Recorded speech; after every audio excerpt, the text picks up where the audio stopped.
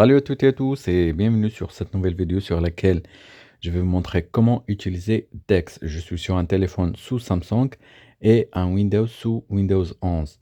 Donc tout simplement comme vous voyez à gauche, j'ai mon téléphone, donc l'écran de mon téléphone qui s'enregistre en temps réel et aussi l'écran de l'ordinateur. Donc on va commencer à travers le téléphone. Donc comme vous voyez, donc je vais commencer par le menu latéral, puis je vais y aller sur les boutons ici, comme vous voyez, donc j'ai déjà Dex. Si vous n'avez pas ce bouton-là, donc vous pouvez y aller sur Paramètres, puis donc vous allez sur ici, donc sur Appareil connecté, ici. Donc sur Appareil connecté, vous cliquez là-dessus et vous aurez, comme vous voyez, Samsung Dex. Donc vous switchez, donc ainsi vous aurez l'application qui va se lancer et il va vous donner des instructions à faire pour connecter votre ordinateur. Donc comme vous voyez ici, donc il m'invite à aller sur le site samsungdex.com sur mon navigateur, sur mon ordinateur bien sûr. Donc je vais lancer un navigateur internet sur l'ordinateur, puis je vais saisir l'adresse. Donc tout simplement, c'est samsungdex.com.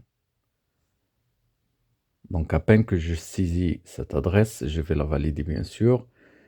Et après, je vais avoir l'interface. Donc, ils vont m'inviter à télécharger le logiciel Dex que je vais installer sur l'ordinateur. Comme ceci. Donc, il suffit seulement maintenant que je clique sur pour Windows 10 et version supérieure. Donc, ça peut marcher sur Windows 10 et Windows 11. Et après, je vais enregistrer sur le bureau, comme ceci. Et après, donc tout simplement, je vais fermer le navigateur et je vais aller sur le bureau là où il y a mon fichier. Et je lance avec double-clic. Donc vous aurez cette interface bien sûr. J'accepte les conditions et je clique sur installer. Donc dans quelques instants, il va s'installer bien sûr. Je laisse les deux options cochées et je clique sur installation. Donc l'installation, ça prend quelques secondes. À voir quelques minutes, ça dépend de la vitesse de votre ordinateur bien sûr. Et après, donc tout simplement, un clic sur OK. Donc, on voit le premier contact avec l'application et le téléphone. Donc, ça demande un câble USB. Donc, c'est justement pour le premier contact. Mais par la suite, donc, il va se connecter avec le réseau Wi-Fi. Donc, il n'y aura pas de problème à ce niveau-là.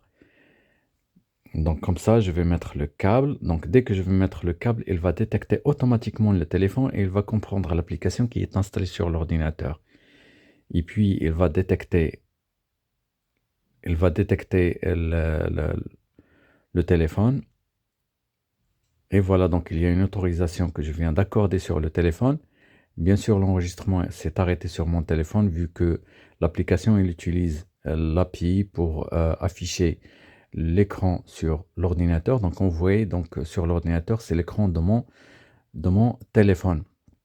Donc il est affiché autant que c'est comme si un ordinateur bien sûr, donc avec un affichage large. Et l'avantage de Dex, c'est que je peux utiliser cet outil donc, comme un ordinateur et je peux utiliser le multi-fenêtre. Donc ça veut dire que je peux utiliser plusieurs applications à la fois et il n'y a pas de souci. C'est pas comme si j'utilise Android à partir de mon téléphone, donc je n'ai pas la possibilité d'avoir plusieurs fenêtres à la fois. Et aussi l'avantage de cette solution, c'est que je peux utiliser une application sur Dex et je peux utiliser une autre application sur mon téléphone. Donc comme ça, je peux utiliser deux applications et aussi l'affichage de Dex, donc il ne sera pas affiché sur le téléphone. Donc c'est des affichages séparés. C'est comme si Dex, il utilise, c'est comme un type RDP, donc il utilise l'ordinateur juste pour le calcul, pour l'affichage, etc. Mais c'est pas un partage d'écran. C'est loin de là. C'est normalement, c'est comme un ordinateur, mais il utilise le calcul de téléphone pour travailler là-dessus. Donc, je vous invite à tester cette solution. Donc, elle est très pratique, surtout si vous utilisez votre téléphone donc, en voyage, etc. Donc il suffit seulement d'avoir un clavier et une souris donc, pour avoir un véritable ordinateur. J'espère que ce petit partage vous a plu. Si vous n'êtes pas encore abonné, je vous invite à le faire et je vous donne rendez-vous à la prochaine vidéo. À bientôt.